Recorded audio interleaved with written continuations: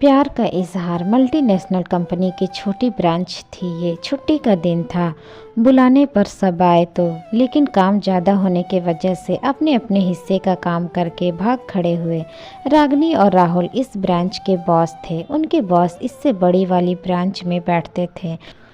इन दोनों को उनके आने पर प्रेजेंटेशन देने के लिए रुकना था, पर बारिश के आसार देखकर उनका फ़ोन आया कि आज वे नहीं आ सकेंगे।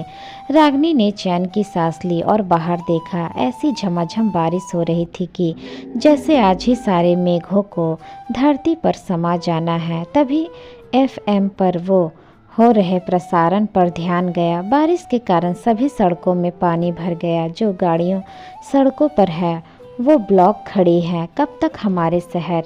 रागिनी ने ऐप्स पर कैब बुक करने की कोशिश की, लेकिन नतीजा वही जो लग रहा था। अब उसकी नज़र कांच के पार्टीशन के उस पर बैठे राहुल पर पड़ी। वो हंस हंस कर अपने किसी दोस्त से बात कर रहा था। सहसा वो सहम गई।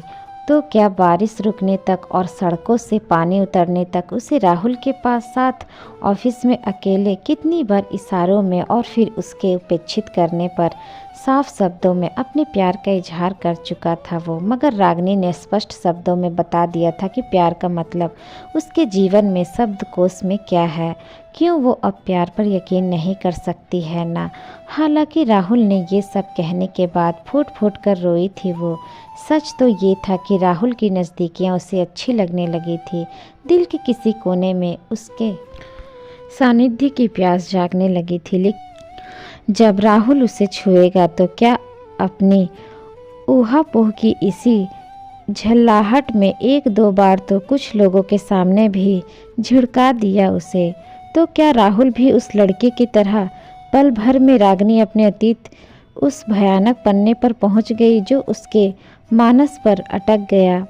उसे जितना भी झटकने का प्रयास किया वो हटता ही नहीं, और आज तो परिस्थितियां भी वैसे ही बन गई थी जैसे पहले। वो भी तो यही कहता था कि प्यार करता है उससे। चाची का दूर का रिश्तेदार था वो। सब उसे जानते और भला मानते थे। परिवार की एक शादी में उसने रागिनी को देखा और तब से दीवानों की तरह उसके आगे पीछे घूमने लगा। सिर्फ 16 साल की थी रागिनी। उम्र के उस सब नीले मोड़ पर उसे भी उसकी बातें और दीवानगी लुभाने लगी।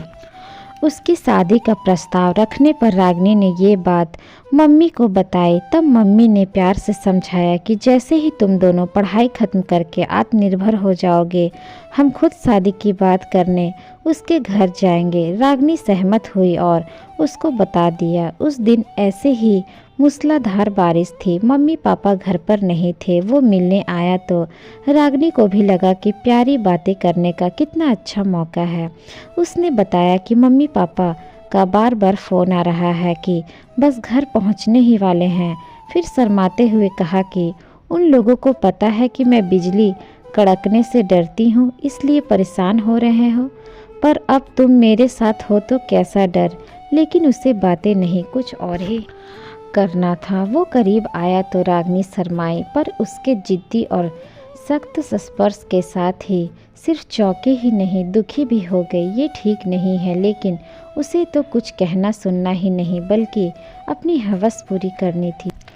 शरीर के घाव 1-2 महीने में भर गए और मन के घाव से सजा होने पर कुछ कम हुए। मम्मी पापा के स्नेहिल संरक्षण में रागिनी ने खुद को पढ़ाई में झोंक दिया और आज इतना अच्छा पद प्राप्त कर लिया।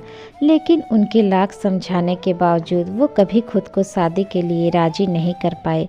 उसे हमेशा यही लगता है कि किसी भी लड़के के छुअन उसे कभी सुख नहीं दे पाएगी। वो तो आज तक किसी लड़के के साथ अकेले होते ही सहम जाती है। 3 घंटे हो गए और उस दौरान उसने खुद को समझाने की लाख कोशिशें कर डाली कि राहुल आराम से अपने कमरे में बैठा है, वो कुछ नहीं करेगा, पर फिर भी वो पसीने पसीने हो रही है। सहसा राहुल ने कमरे में प्रवेश किया। शीशे ने तुम्हें परेशान देखा तो पूछने आया।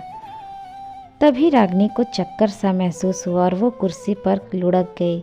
मुझे ब्लड प्रेशर लो की समस्या शायद, हड़बड़ाया राहुल। जल्दी से अपने कमरे में गया और कुछ नमकीन बिस्कुट लाकर रागिनी के मुंह में डाले। नमक भी चटाया, पर रागिनी की स्थिति संभल नहीं रही थी। उसकी आंखें उलटने लगी तो राहुल ने उसे गोद में उठा लिया और बाहर चला गया। संयोग से उनके ऑफिस के बगल में नर्सिंग होम था और राहुल घुटनों तक पानी भरी सड़क पर उसे लेकर भागने लगा। वो है कि स्पर्श से भी अभिभूत है, महफूज महसूस करती सी, कुछ पुलकित सी, कुछ लजाई सी। रागिनी को अपने ही भाव पर आश्चर्य हो उठा। बेड मिलने और ड्रिप लगने के बाद भी राहुल का कभी उसकी हथेलियों को हाथ में लेकर सहलाना तो कभी उसके सिर पर हाथ फेरते रहना उसे कितना अद्दाहित कर रहा है। हैरान परेशान मम्मी पापा पहुँचे तो पेशेंट के बिस्तर पर लेटी रागिनी होठों पर मुस्कान देखकर चैन की सांस ली। तुम तो अब बिल्कुल ठीक लग रही हो, पापा ने सिर पर हाथ फेरा। रागिनी ने राहुल की ओर इशारा किया। राहुल ने सिर्फ मेरी जान ही नहीं बचाई बल्कि उसके कारण आज मुझे ये भी एहसास हुआ कि मेरे मन की निगाहें खुल चुकी है। मैं अतीत के उस भयानक प्रेत की कैद से आज़ाद हो चुकी हूँ। मम्मी पापा राहुल की ओर मुड़े, उसकी आंखों में खुशी के आंसू थे। तो दोस्तों आज की ये स्टोरी आप लोगों को कैसी लगी हमें कमेंट बॉक्स में कमेंट करके ज़रूर बताइएगा। स्टोरी अच्छी लगी हो तो चैनल को लाइक शेयर एंड सब्सक्राइब जरूर कर लीजिएगा। मिलते हैं नेक्स्ट स्टोरी के साथ, तब तक के लिए धन्यवाद।